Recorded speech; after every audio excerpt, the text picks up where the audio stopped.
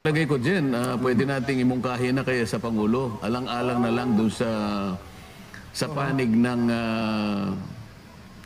yung ating tinutukoy na pagkakaisa at saka yung Pambansang pambansang estabilidad, kapanatagan ng ating bansa. Okay. Kasi halimbawa, yung mga advisors ng Pangulo, sinasabi nila na deadmahin mo lang yan, Mr. President, Oo kasi nga naman. you cannot dignify ano sasabihin nating walang kakwenta-kwentang pamamaraan ng pagbibigay ng dungis sa iyong pangalan. Halimbawa, Opo. ngunit kapag tiningnan mo, oo nga, pero dahil nagsip ang burden, kinakailangan kong magpatunay at siguro yung pinakamabilis. Kasi yung ibang mga bagay na gagawin mo, maaaring matagalan na proseso bago mo masiguro matuntun yun, nagkasanga-sanga na ang mga pangyayari. Ayokong tumagal kung ako. Ganun ho? Ayokong bigyan pa ng maraming pagkakataon na talakayin yan. Bagay. Sapagkat ang inaasahan ko rito, yung pagkakaisa. Bagay, Yung pagiging stable ng ating pamahalaan. Kaya nga nagsalita yung dalawang cabinet officials natin na may kinalaman sa tanggulan ng ating bansa sapagkat sila mismo nakita nila yung bigat ng maring magiging resulta nito. Kaya madali ang dapat. Kaya kung drug test ang kinakailangan, palagay ko kailangan sumailalim ang ating Pangulo sa drug test. Para sa akin, Opo. yung pagtidignify, hindi na importante sa akin yun eh. Okay, oo. Kung ang itutumbas naman ang gagawin ko dyan, ay kapanatagan ng aking bansa. Bagay, pwede Kung ang katumbas nito ay lalong magiging matuwid yung moral compass ng Panguluhan dyan. Gaano na lamang yung isasakripisyo kong pagdidignify dyan sa controversial na video na yan. Kung ang ibubunga naman ito ay isang panatag na bansa at pagkatapos, kapag ka panatag ang bansa at hindi nagkahiwa-hiwalay, na-achieve mo yung unity na yun, lalong mas mapapadali ang pagkasensyo ng bansa mo.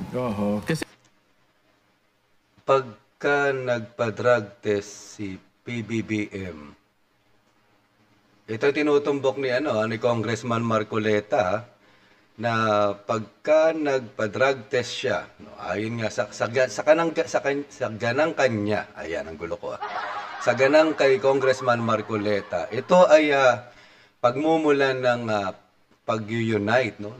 Masakatuparan yung unity. Ito ay sabi ko nga, I don't want na sabing maging harsh, no, sa ating magiging opinion. Opinion kasi niya ni Congressman Marcoleta, no? But for me, yun ba ang kahihinatnan? Ang mga ba ay hihinto just in case sasabihin na ay sinasabi niya na magpa-drug test na si PBBM, then napasinungalingan dahil sa resulta, no? Nagpa-drug test tapos negative, di ba? Will they stop? Will it end all this chaos, no, this fuss created by the DD shit na ang tanging ninanais nila is to go back in power, maagaw ang kapangyarihan sa ating Pangulo? Yung ba ang magiging dahilan to unite? Yan ang aking punto de vista, no? Kaya inuna natin yung parte na yan dito sa kanyang naging pahayag ukol nga dyan sa bidyong kumalat na lumabas o inilabas nitong mga DD shit na sabi nga, napag-usapan nga natin kagabi, sabi nga ni Digong nyo, putang ina lang ang kapital. Always do it on my own, so I gotta get through it. And the only thing I know is to love what I'm doing. Never give up, never slow, till I finally prove it. Never listen to the no's, I just wanna keep moving. Keep my head up when I act, head up, that's a fact. Never looking back, I'ma keep myself on track. Keep my head up, staying strong, always moving on. Feel I don't belong, tell my thoughts to move along. Push myself to be the best. Hello! Welcome back to my channel. This is Daddy Rick again, talking about the reality of life. Magandang umaga, tanghali o gabi kung nasa ang panig man tayo ng mundo. Muli tayo humihiling sa ating Panginoon na sana ang bawat isa ay nasa maayos na kalusugan, physical man o mental sa pagpapala ng ating Ama na may lalang ng lahat. Isang magandang gabi po sa inyong lahat. Ayan nga, no, ayon dyan sa ating naging introduction, no, yun kasi yung pinaka-punchline nung komento, no, medyo mahaba-haba yung komento na yan, pero sabi nga sa mga hindi pa nakapanood, iwasan muna natin na sumingit, no, at medyo mahaba-haba nga yan, na mapakinggan natin yung buong paliwanag ni former Unity Team Congressman Marcoleta, no, sa ating pagkakaalala, actually, number 1 pick pa nga siya ni PBBM, no? Noong nakarang eleksyon, right? Then, suddenly, nag-withdraw siya sa pagkasenador at hinawakan niyang muli yung kanilang party list, yung sa GIP nga ba? Sa GIP, no? So, at that point, ito yung naging usap-usapan. Usapin na nangyari, gawa nga nitong pinagpipilitan nitong mga na yung nasa video na kanilang inilabas na sila ngayon nagbabatuhan, sila ngayon nagsisiraan, sila ngayon nagkakagulo. As I mentioned earlier, no, sa aking pahapyaw na komento, na kung mangyayari na magpa-drug test ang Pangulo at mapasinungalingan, itong kasinungalingan na ginawa ng kabila, it will end up doon sa flow na sasabihin na magkaisa. Pag nagkaisa, mapapabilis ang pag-asenso ng bansa, magagalaw dahil magtutulong-tulong. Sa inyong pananaw, habang tayo ay nakikinig, no, malaya kayo maibibigay ang inyong mga opinion, right? Pro ka man or anti ka man, sabi nga natin, diskurso pinag-uusapan, opinion na pinag-uusapan. Kung magbabaon ka ng magandang diskurso, meron tayong pag-uusapan. Pero kung balahura ka rin lang naman, sabi nga, di ba, a tooth for a tooth, an eye for an eye. Huwag kang maghanap ng respeto kung bastos ka. Di ba? So, ibibigay natin itong pagkakataon na to upang mapakinggan natin ng buo itong naging issue na to or naging pag-uusap na to diyan sa kanilang segment na saganang mamamayan, no? Pero for me, pinaunak mo na, yun ang aking pananaw. How sure yung sinasabi mo, Congressman Marcoleta, with due respect, no, na yun ang pagmumulan upang magkaisa.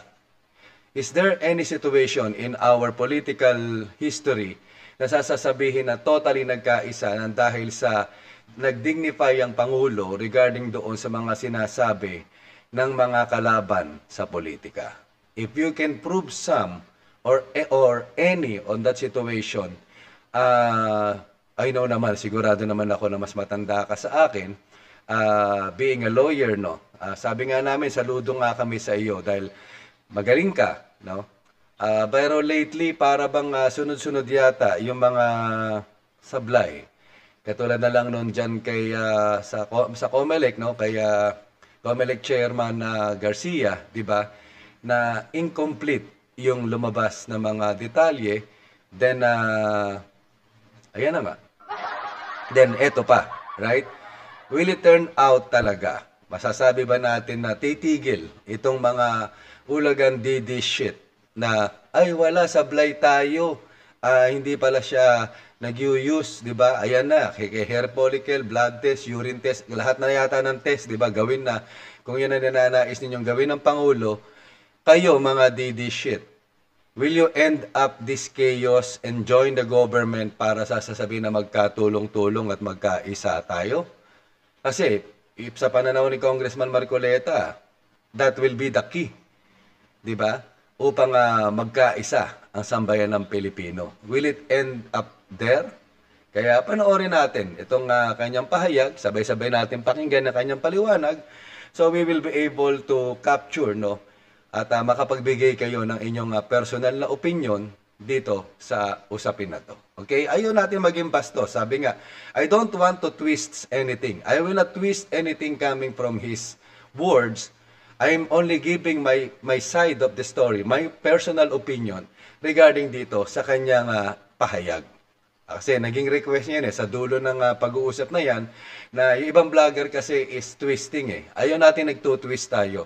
Nagbibigay lang tayo ng opinion in accordance to what we hear and what we comprehend. I think it will be much better para sabi nga, hindi tayo pwedeng makasuhan ng, alam nyo na.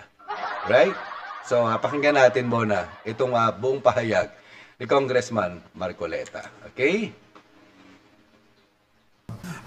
Ngayon, Kong, ang isa pa rin po sa mainit na issue kasabay ng SONA, at saka ito, nabalitaan nyo rito, Kong, yun hong halos ilang minuto, ilang oras ata, bago ang SONA, meron hong lumabas na isang controversial na video, na isang lalaki na di umano'y sinisinghot na puting bagay, na sinasabi daw po nila na yun ay ang ating Pangulong Bongbong Marcos. Pero yun naman daw po ay agad na pinabulaanan ng mga eksperto sa ating bansa. NBI, CIDG, at kung sino-sino para sinasabing hindi po yun ang Pangulong Bongbong Marcos, Kong. Jen, dahil Biyernes ngayon, di ba? Opo. Ang ating pangako sana sa ating mga kababayan, panatilihin nating tumatalakay ng mga magagaan Medyo nakaka-relax. at ka-relax-relax na mga talakayin, di ba? Opo. Ngunit sa palagay ko, hindi natin may iwasan na paminsan-minsan kagaya nito sapagkat ako bilang isa, nakita ko rin yan sapagkat yan ay sumambulat sa social media Opo. na kapag tiningnan mo, mabibigla ka talaga, Jen. At ang pagkakaalam ko dyan, ito ay kumalat na.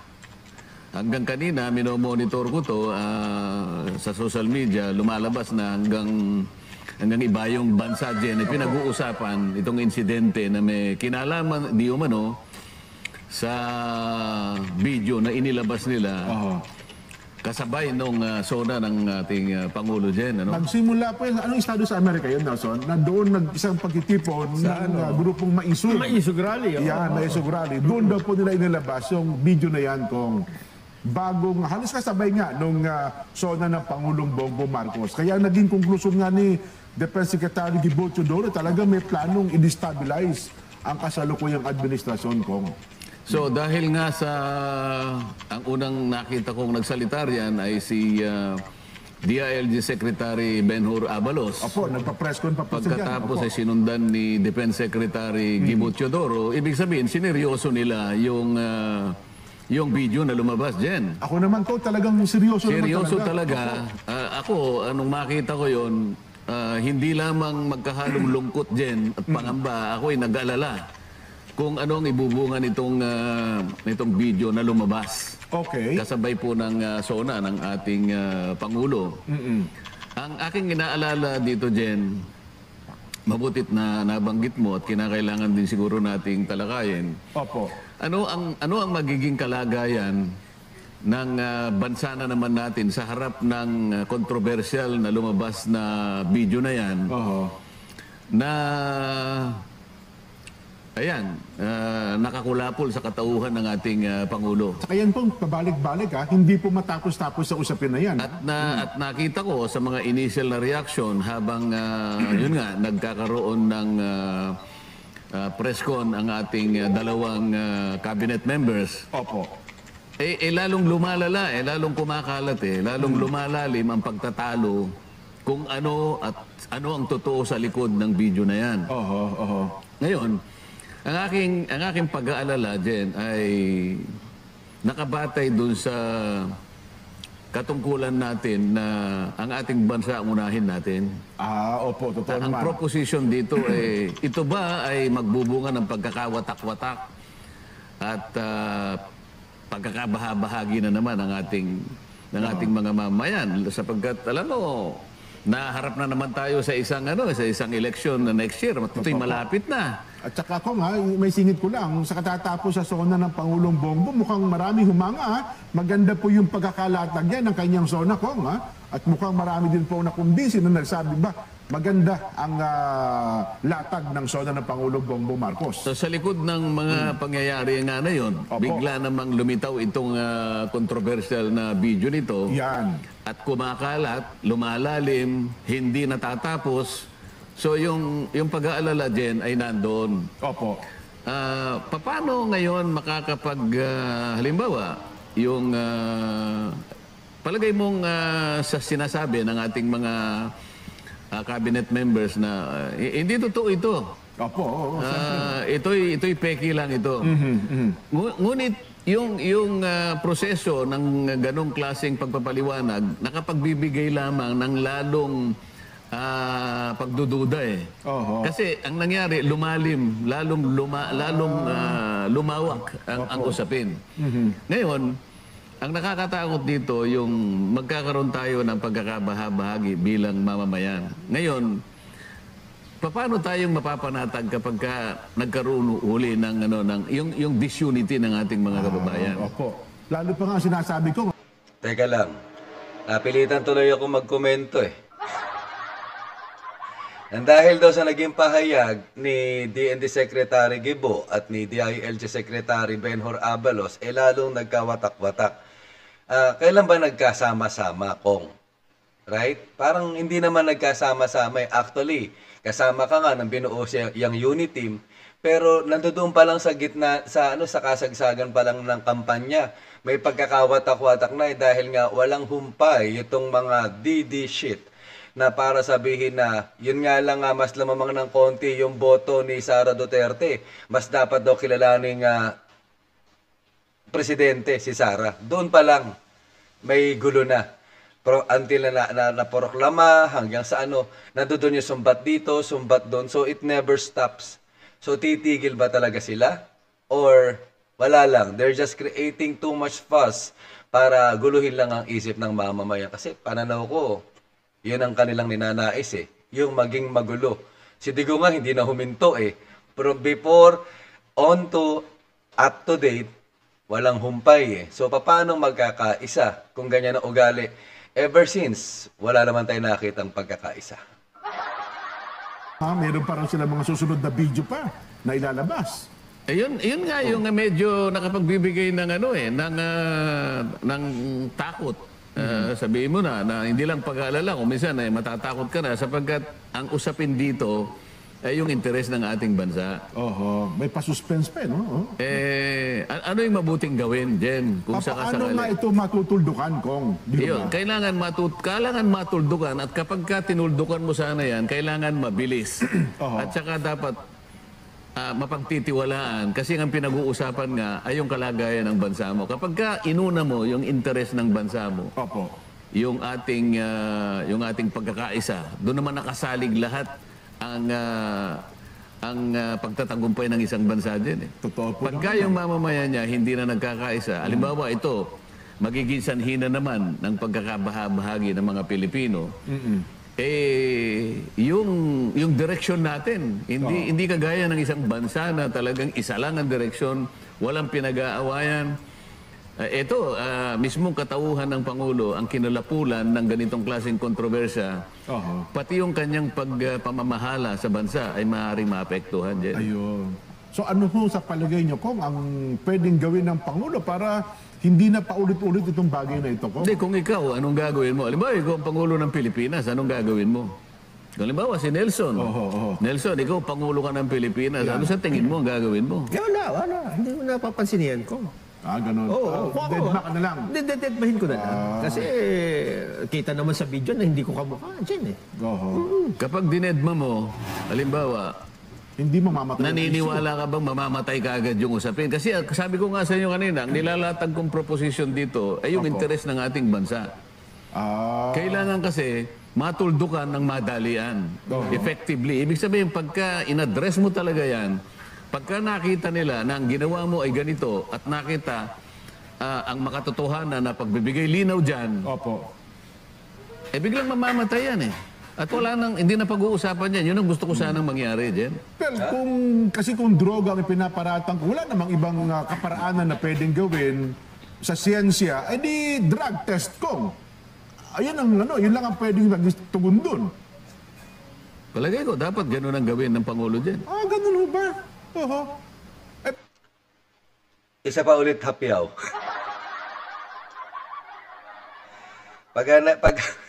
Pagka sinagot daw ng presidente, mamamatay agad yun na yung papatay doon sa issue. Kahit mula pa nung kampanya, kung magkasama nga kayo sa kampanya, di ba?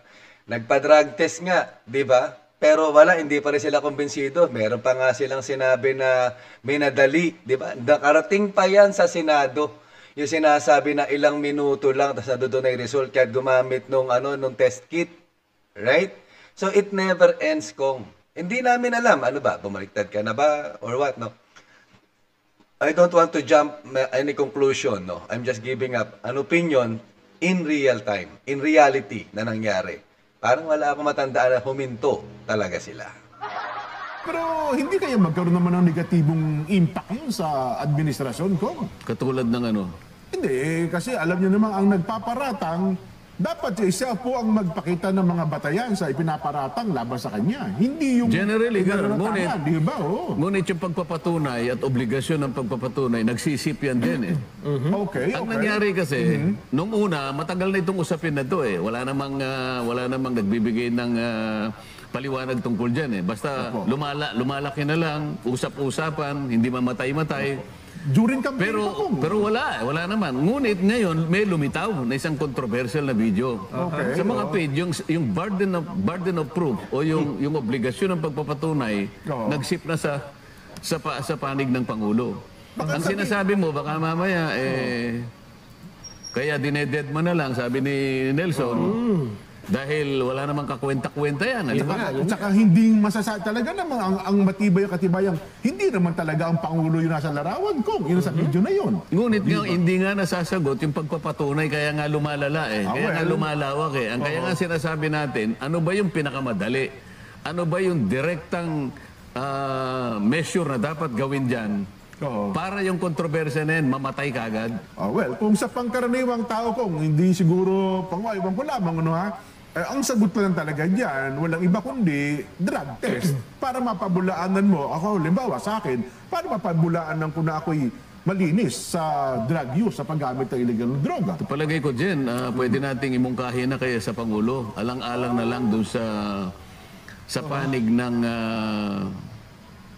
yung ating tinutukoy na pagkakaisa at saka yung pambansang estabilidad, kapanatagan ng ating bansa. Okay. Kasi halimbawa, yung mga advisors ng Pangulo, sinasabi nila na deadmahin mo lang yan, Mr. President, kasi you cannot dignify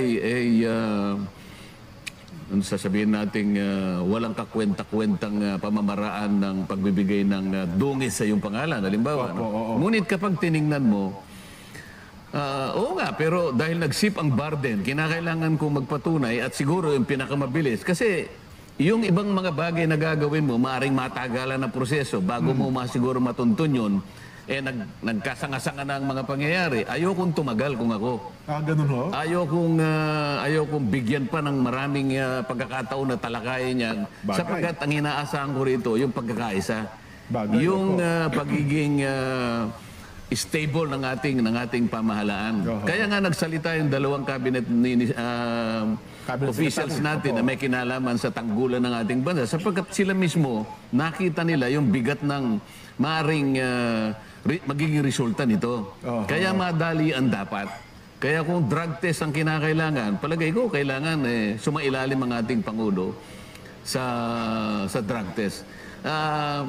Para sa akin, yung pagdidignify, hindi na importante sa akin yun eh. Okay, Kung ang itutumbas naman ang gagawin ko dyan, ay kapanatagan ng aking bansa. Pwede kung ang katumbas nito ay lalong magiging matuwid yung moral compass ng Panguluhan dyan. Gaano na lamang yung isasakripisyo kong pagdidignify dyan sa controversial na video na yan. Kung ang ibubunga naman ito ay isang panatag na bansa at pagkatapos, kapag ka panatag ang bansa at hindi nagkahiwa-hiwalay, na-achieve mo yung unity na yun, lalong mas mapapadali ang pag-asensyo ng bansa mo. Kasi walang iniwan sa dyan eh. Para kang isang, anong tawag doon, yung mga pumipinta ng mga artist. Mga artist, Pinagsisikapan mo ngayon, gagawa ko ng isang obra maestra dyan. Nagsisimula ka pa lang na na ipinta, Oo. iguhit yung obra maestra mo. Panay naman ang tapo ng putik doon sa canvas na yung pinagtatrabahuhan, yung kung saan mo ginuguhit yung obra maestra mo. Wala kang matatapos dyan eh. Oo. Isipin mo na lang, medyo nakaumpisa ka na, Bigla binato ng putik. binato ng putik, so aalisin mo pa yung putik. Oo. Yung batuhan ng putik na yan ay palagi na lang nandyan, regular na nangyayari. Yung paggawa mo ng yung obra maestra, na kung isasangkot natin ang pamamahala ng bansa natin, obra maestra din yung pagtatanggol sa bansa mo. Yung pagtingin sa interes ng bansa mo, isang bagay na dakila rin sa iyo yun. Responsibilidad mo yun eh. Ngayon, bakit ko papayagan ngayon na bato na sila ng bato? Kinakailangan iwasan ko yun. Siguro, ang gagawin ko, drastic din halimbawa. Sarhan ko siguro yung bintana para wala nang ibig makapasok sabihin, na nababato. meron kang gagawin na mabisa, madali, at mapagtitiwalaan ng ating mga kababayan. Kapag nangyari yun, di sarado yung sarado yung usapan. Di ba? Palagay ko dyan, siguro kung kinakailangan sulatan ko ang Pangulo, kaya yung lagi kong ginagawa, tinetext ko yung kanyang anak, yung aming senior Si Sandro. Deputy Majority Leader, para ipaalam ko lamang sa kanya na pinakamabuti siguro dyan, address na natin ng diretso. Mawalang galang na sa payo ng ibang mga advisors niya. Kasi ang aking tinutukoy dito, yung madali ang pagre-resolba. Yung mabilis na maisantabi. Once and for all, i-address natin, wala na yung patumpik-tumpik para hindi tumagal, para hindi lumalim. Pagka natapos ito, ay makakapag-gobyerno ka ng walang Hindi naman kaya... hindi ka madidistract sa iyong gawain dyan. Hindi naman kaya kung maging patibong, maging bait lamang ito. Kasi alam niyo naman ang paratang, wala hong katapusan ito. Lahat, baka naging negatibo. Baka mamaya panibagong paratang na naman ang ikulapol sa Pangulong Bongbong Kong. Hindi siguro mangyayari yun. Ganun ho. Kapag sabi ko nga sa iyo, yung gagawin mo ay isang mabisa at mapagtitiwalaang paraan. Para sa ganun, yung ginawa nilang ito ay talagang mawalan ng saysay. So, Teka. Ano ba yan, Kong? Ito puro patanungan ang bigay ko sa iyo. Are you speaking in behalf of the DD shit na sinasabi mo nga magpa-drug test na para masara na yung usapin, 'di ba? At hindi na magkakaroon pa ng iba pang issues na gagawin kasi as I mentioned earlier, from the campaign na sinabi na may gumagamit daw ng cocaine, nasabay na nagpapa-drug test ang Pangulo dahil nga doon sa kanyang renewal ng kanyang barel, dahil nga siya isang gun owner, di ba? Alam naman natin na nagpa-firing ang ating Pangulo, tapos nagpaulit pa nga, kasama pa nga si Vic Rodriguez, di ba? Tapos negative nga, na nahiring pa nga yan sa Senado, pero still, they are using multiple things just to twist and shout para lituhin ng mamamayan dahil yun ang kanilang target. So how sure you are, Congressman Marcoleta, that your idea will be 100% accurate and will lead to unity na mag-unite ang mga Pilipino after nasasasabi na kung ipapayo mo man ang diretso yan sa Pangulo, true kay Sandro, sabi mo nga, yun ang nakikita mo. But you are giving assurance with your words na it will stop all the chaos, our political chaos na nangyayari sa ngayon, dahil nga dyan sa pilit na paninira ng mga Right? Let's continue. Ako'y nagbibigay lang naman ng pahapyaw na komento. kahit na ano pang gawin mo, para kang yung isang bata na nakalagay sa literature, the boy who cried wolf, di ba? Opo. Sinabi niya ng ganito, pinaniwalaan siya. Pagkatapos nagsalita na ng pinaniwalaan, ngunit sa pangatlo ay nabuking na siya. Dito hindi ko naman sinasabing may pangalawa pa. Pero ako, sa gusto ko, sa kauna-unahang pagkakataon, birahin mo na. Makipag-head-on ako.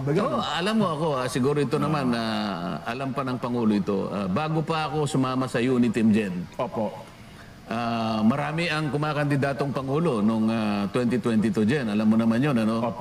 Pero ako, bago pa ako nagpasya na kumandidato bilang senador noon, nakapagpahayag na ako ng mga ilang pananalita na ang mas gusto kong suportahan ay Pangulong Bongbong Marcos. Opo naman. At yung aking paunang mga pananalita na yan, nasa YouTube naman din.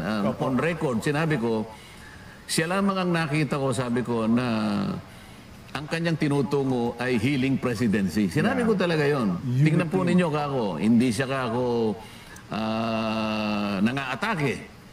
Ang pamamaraan niya kako ng pagsasalita ay nakapukol lahat at nakatuon lahat doon sa pagkakaisa ng bansa. Tama po. Yun ang nakita ko, yun ang gusto kong sundan, sabi ko. Kaya para sa akin, kung darating ang panahon ng eleksyon, ito ang dapat na suportahan ng Pangulo. Sinabi ko talaga yun, Jen. Oho. At mukhang nagpapasalamat naman po siya lagi sa mga ganung pagkakataon. Nagpasalamat naman, Jen. Ngayon, hanggang sa ako'y mapunta sa Unity, Jen. At ito ay record na, nangyari na ito.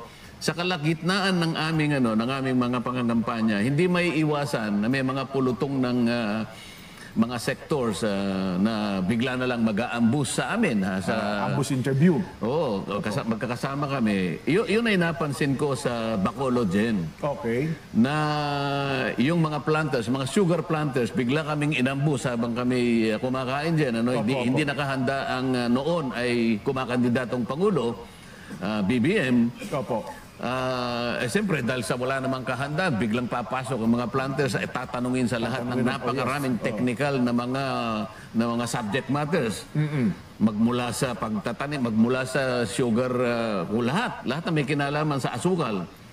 Nakita naman niya kung paano ako namagitan dyan. Ayun. Oho. Kaya alam niya, kapag ako'y nagsalita o nagsuggest halimbawa, yung inaakala ko makakaganda sa Panguluhan. At mula noon naman ay talagang gusto kong siyang manalo. Opo.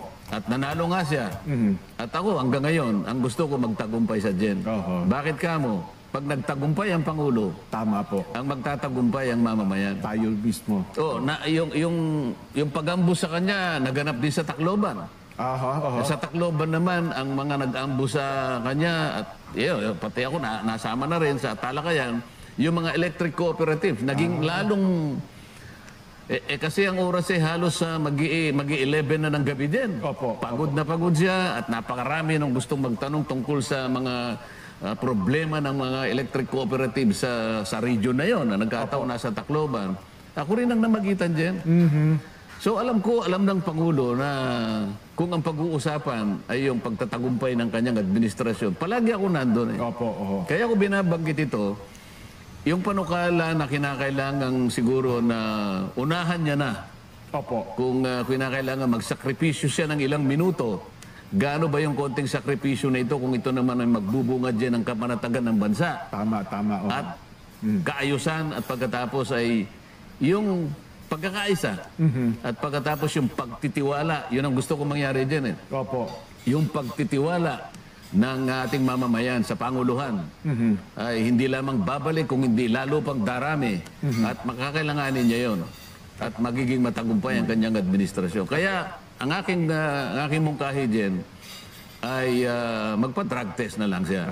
Kung ano yung pamamaraan, hindi ko masyadong kabisado. Ano ba yung pamamaraan dyan? Meron kasi urine yan, meron blood, meron yung DNA, meron ding sa part ng hair follicle. Pero ako kung ano yung pinakamabisa, yun ang importante. Kung ano yung pinakamabisa at kung ano yung pagtitiwalaan ng mga tao para sa ganun, kung ano man ang maging resulta, wala sila ngayong mapupuna o wala silang sasabihin na, hindi totoo. Hindi. Lahat kasi kailangan ito ay conclusive. Ayun. Opo. Ibig sabihin, wala nang puwang yung pagdududa. So kapag ka sumailalim siya sa isang mabisa at mapagtitiwala ang drug test, conclusive na yon, wala nang tanungan na yon. So magiging resulta ngayon, Jen, magiging payapa tayo. Wala nang Mahihinto ng issue ng droga. biglang may hinto yan. Yan. Yun ang kailangan natin. Sa palagay ko, yun ang dapat niyang gawin, Jen. Sa isang PR strategist, Nelson, expert, ano masasabi mo sa bagay na yan? Sa akin, ha? Oo. Ako tatanungin. Oo. Hindi ako papayag. Na drug Na test? magpa-drug test yung kliyente ko. Ganon. Hindi, kasi mananalo yung kalaban ko eh. Di ba? Oo. Parang it's against me, di ba? Parang ganun. Kasi ka naman ay kliyente mo. kliyente kasi. Ikaw kasi, professional ka eh. Professional lang. Yung... Pero nasa kliyente ko kung siya'y papayag o hindi. pero as a professional advisor, kung ano man, ang iniisip mo yung image na ano mo. Ngunit hindi mo tinitingnan yung likod ng mangyayari. Halimbawa, kung Kapakanan ng buong bansa.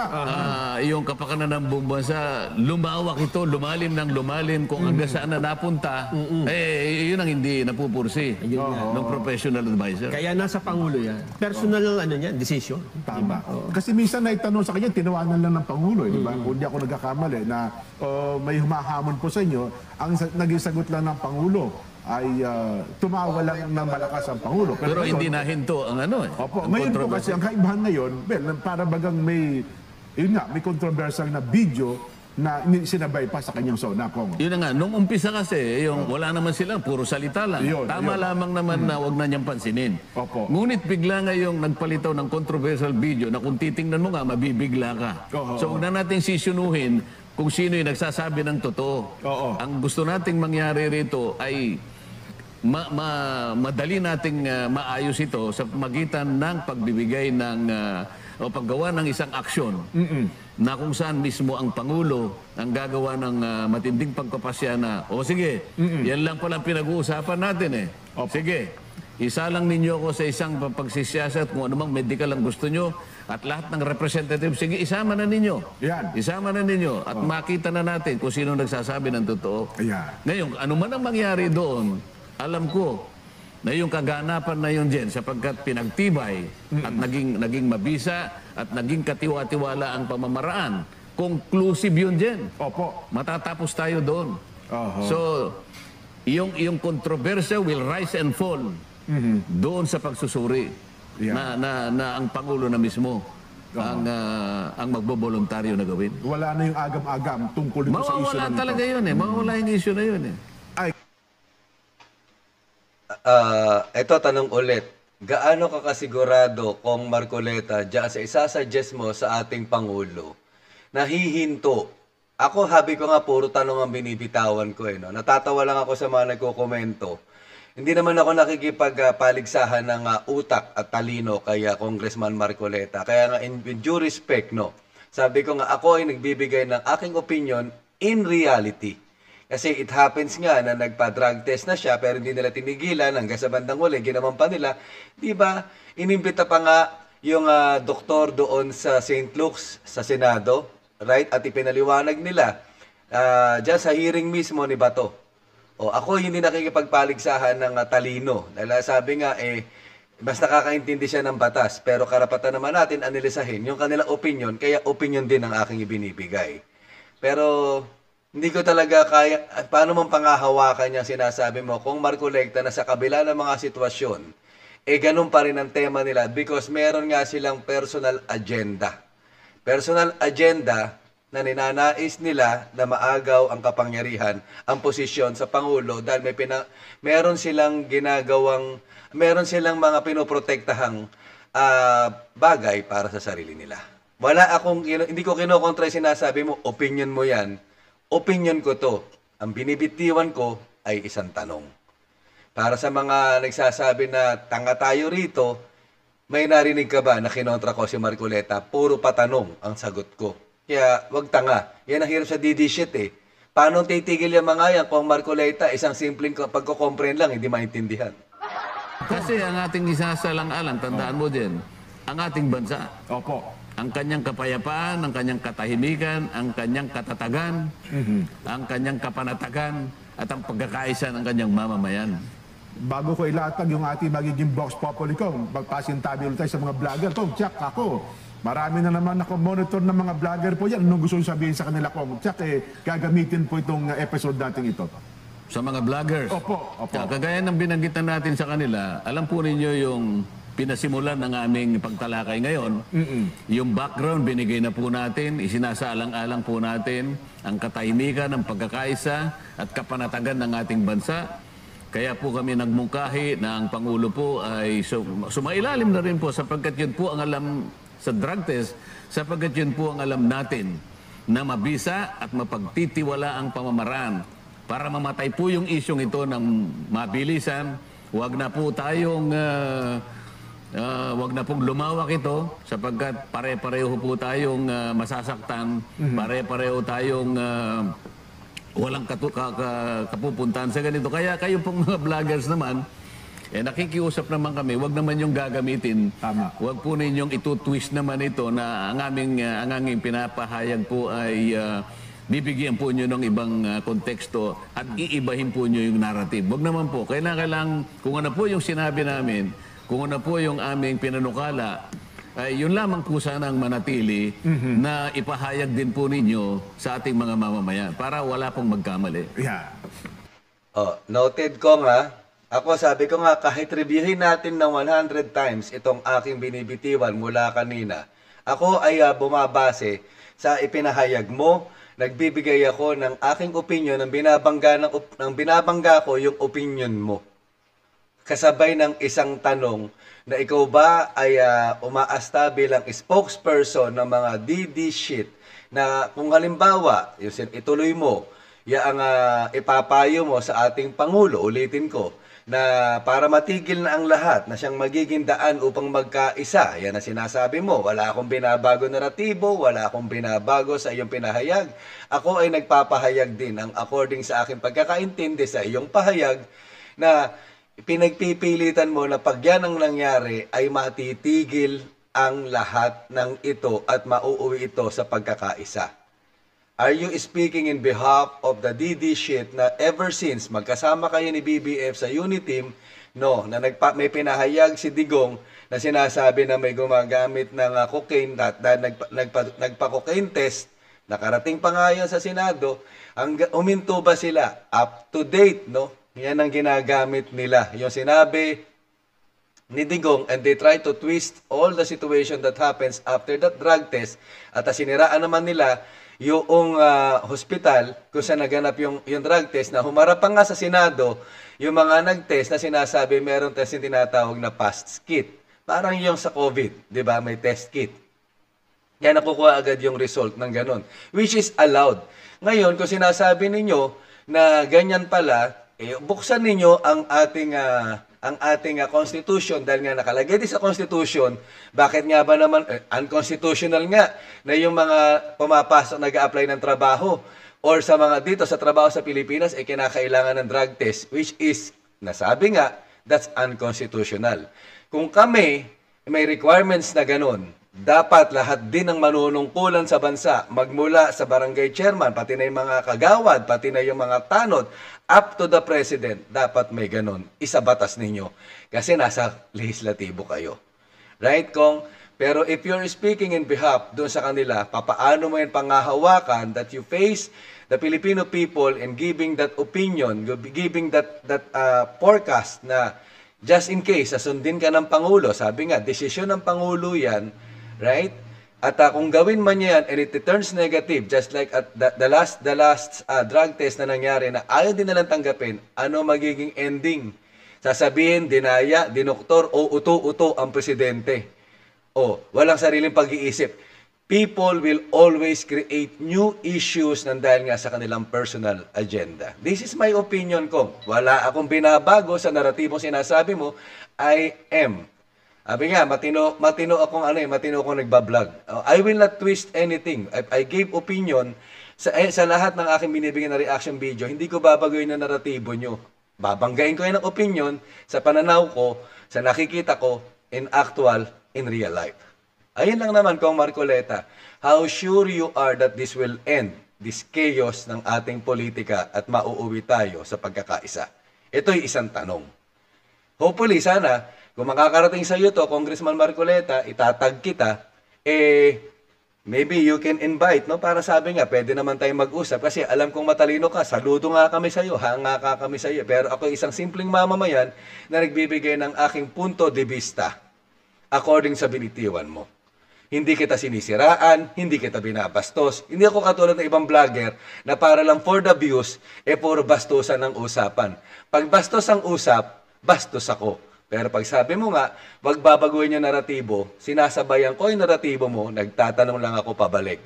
Gaano ka kasigurado that this will fix yung pagkakawatak-watak ng ating bansa nang dahil sa ginagawa ng mga D. That's it lang naman, Kong. No. Ay, sabi ko nga, ako ay matinong kausap. I stick with the opinion. I stick with the topic. No. I respect your narrative. Nakita ko yung nagisuporta mo sa ating Pangulo. Pero sabi nga, at this time, medyo marami ang naguluhan. Ano yung iyong, what are you implying? What are you insinuating dito sa sitwasyon na to? Na dahil sinasabi mo nga na the burden already of proof is already with the accused, nang dahil nga may lumabas na video. Right? Is it enough when they already mentioned na fake yung video? So, madaling gumawa eh. Can you call that as an evidence na parang wala pa naman sa korte? This is a public trial eh, na nangyayari. Diba? Kung as a lawyer, dapat you should know better than us. But if you want to give that advice to the President, and if the President will accept your advice, and suddenly he will say yes, and he will dignify on that situation, we will just wait for the result. Because we are sure na magiging ending pa rin naman yan is yung katulad nung naging ending nung test nung bago ako nagkaroon ng eleksyon. Right? Kasi sabi nga, hindi naman yan mag-aabuso sa kanyang katawan. Dahil nga, may sa isang interview ang tatalakayin pa natin bukas, na sinasabi nga ni Digong na he looks perfect, no? So doon nga, sabi ko nga, pabago-bago ang tema na sinasabi ni Digong. So yun lang, Kong, no? I leave it to the public regarding to ano yung pananaw nila. I already gave my side for this. That's why I'm asking question, how sure you are regarding this. If the President will accept your advice, thank you. And if it will not end this chaos, so it will be you to respond also for this situation. Kasi sabi mo, yan na yung pagmumula ng pagkakaisa. Hopefully, if it will happen, di ba? Wala namang problema, wala namang masamang tinapay sa amin eh. Gusto namin magkaisa-isa nga tayo, magtulungan tayo. Baka it will change, a wind of change. Hopefully, di ba? Malay natin, di ba?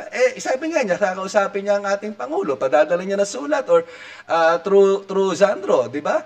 O if BBBM will accept, we will not be the one to decide for that. Tama si Congressman Marcoleta doon. It will be the President to decide to accept or not, di ba? Yung kanyang magiging advice. But at the end of the day, I'm just asking a question. How sure you are? Ilang percent ba yung assurance na yan that they will stop? This chaos will end and we will unite and we will work together as one upang magtagumpay dahil nga sabi nga ang tagumpay ng presidente, ang tagumpay ng gobyernong ito ay tagumpay ng mamamayan, tagumpay ng buong bansa. Hindi tayo pwede maghanap ng tagumpay nang tayo ay watak-watak. I agree with that. But at the end of the day, how sure you are that will be the solution of all these problems na kinakaharap natin ngayon. Muli, ito ay tanong lang kong Marcoleta. I'm not bragging you, hindi kita babastusin. No, I want to remain that piece of respect na binigay ko sa iyo, right? Dahil nakita namin kung paano ka talaga nagtatanggol para sa kapakanan ng mga mamamayan dyan sa posisyon mo bilang congressman. But if it will not change things out, it's on you, it's not on us. At least, sabi ko nga, I've been fair to you. Hindi naman ako tutulad sa iba para sabihin na to demonize you this early. Okay? So, sabi ko nga sa inyo, mga katrol, no, that will be your decision kung ano man ang inyong pagkakaintindi sa ini-imply or sa ini-insinuate ni Congressman Marcoleta. But for me, I'm just giving up questions.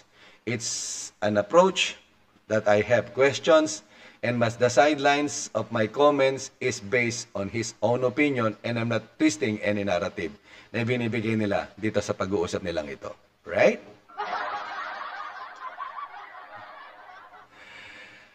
Whew! Ayan.